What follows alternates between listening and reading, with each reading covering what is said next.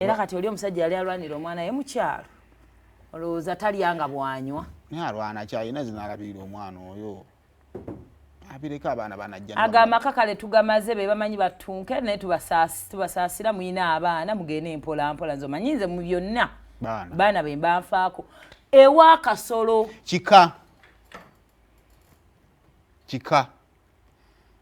Naye abasajja bye mwagala. Bakazi bajja beekuba okufaako obufi. Ne bakulwanira.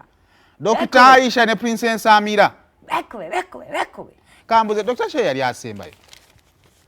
Kwefugamba yo banedda. Tukole twagala kuva wano. Ani muto? Ye Amira ye muto. No nga tetunazaako gundi. Kuba tulaba omukyalo ono e Masaka. Waliwo Masaka. Waliwo Mityana Road. Waliwo ne yayisaamu emboozi nefuuka namukunyumiza. Bangamba ne gwe yawe emboozi nampisa ngamba nyambe emboozi gijjeeyo. Yamugamba nfudde girekena ndisimanyi bigenda kubeera bwe bityo.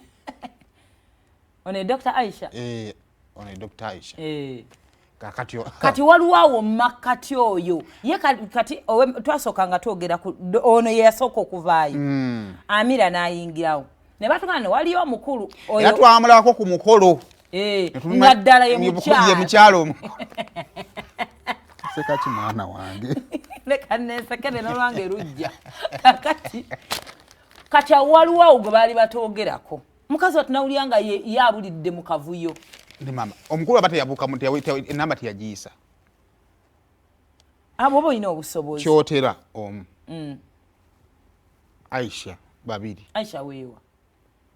Kale twogera Aisha. Aisha. Kale bangamba Mityana Road. Kati none yejja mu Galale. Kachiyinza okuba kyovola bona agamba nti Mityana Road ye mulala ate. Bangamba eddiini eri kwoli.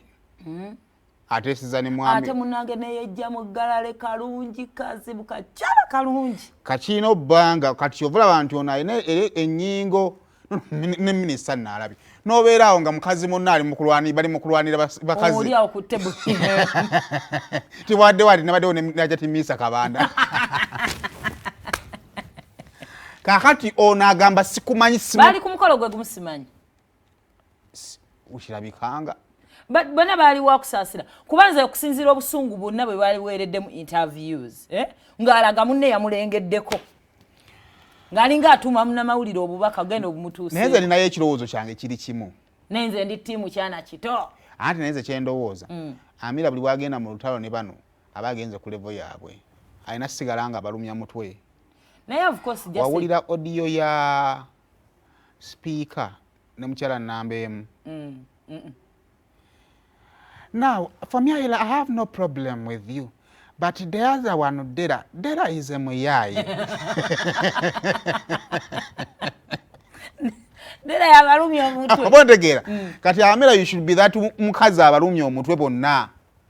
Dera namusanko gwe walumisa kyo yategeka akabaga eri ku sky. Nga yeyagala bintu. Ontegedde.